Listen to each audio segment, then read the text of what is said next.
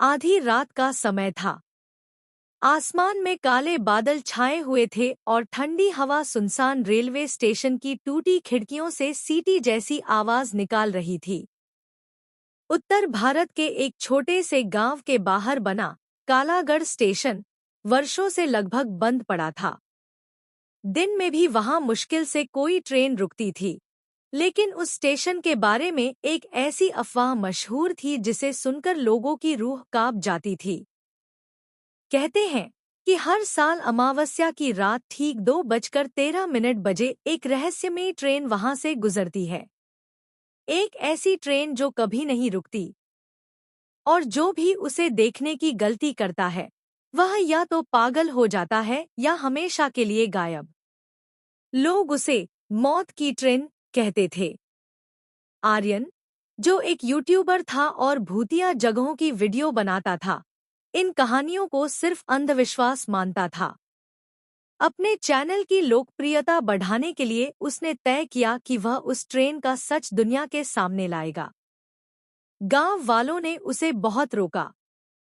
एक बूढ़े आदमी ने कांपती आवाज में कहा, बेटा, अगर रात को ट्रेन दिखाई दे तो उसकी तरफ देखना मत, और चाहे कुछ भी सुनाई दे पीछे मुड़कर मत देखना। लेकिन आर्यन हंस दिया। उसे लगा लोग सिर्फ डर फैलाते हैं। उस रात वह अपने कैमरे और टॉर्च के साथ कालागढ़ स्टेशन पहुंच गया।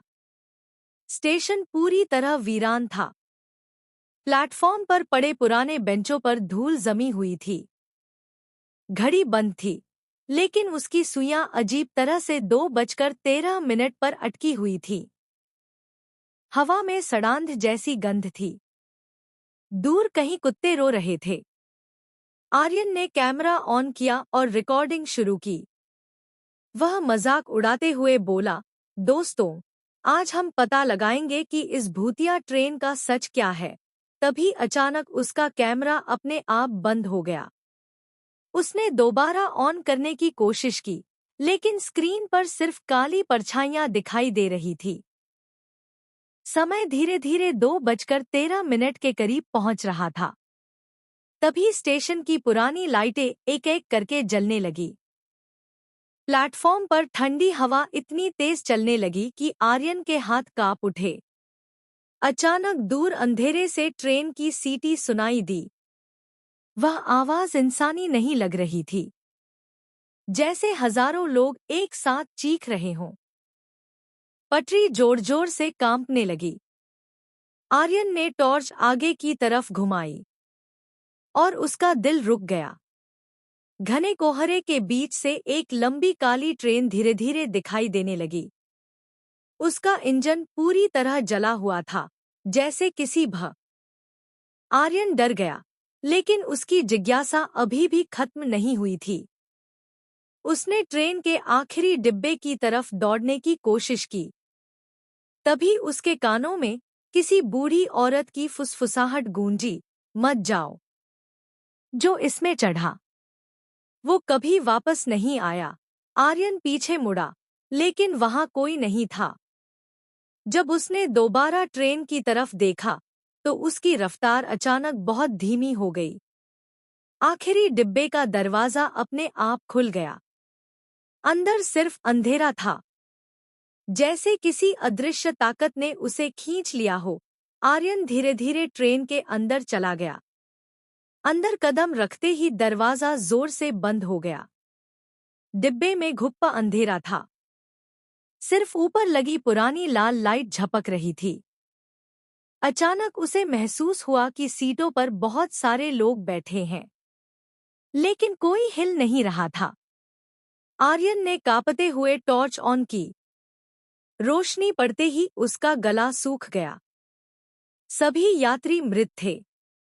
उनके शरीर सड़े हुए थे, आंखें बाहर निकली हुई थी और कई लोगों के शरीर पर जलने के निशान थे।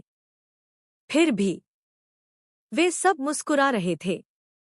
अचानक ट्रेन तेज रफ्तार से दौड़ने लगी। खिड़की के बाहर सिर्फ अंधेरा था।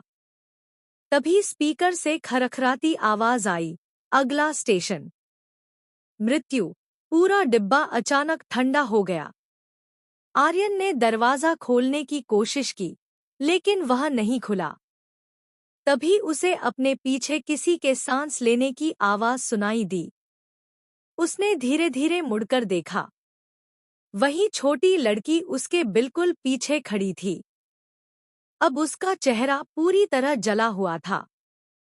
उसने टूटे हुए होठों से मुस्कुराते हुए कहा, तुम देर से आए। हम तुम्हारा इंतजार कर रहे थे। इतना कहते ही पूरे डिब्बे के यात्री एक साथ खड़े हो गए। उनकी गर्दनें टेढ़ी थी और आंखें पूरी काली। वे धीरे धीरे आर्यन की तरफ बढ़ने लगे। ट्रेन के अंदर अचानक हजारों लोगों की चीखें गूंजने लगी। आर्यन पागलों की तरह चिल्लाया और भागने लगा।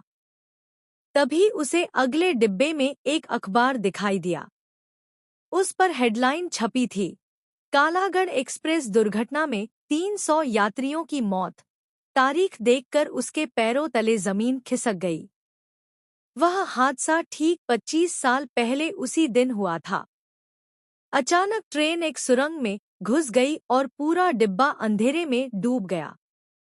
तभी किसी ने आर्यन के कान में फुसफुसाया, अब तुम भी हमारे साथ हमेशा रहोगे। अगले ही पल उसकी चीख पूरे डिब्बे में गूंज उठी और फिर सब शांत हो गया। अगली सुबह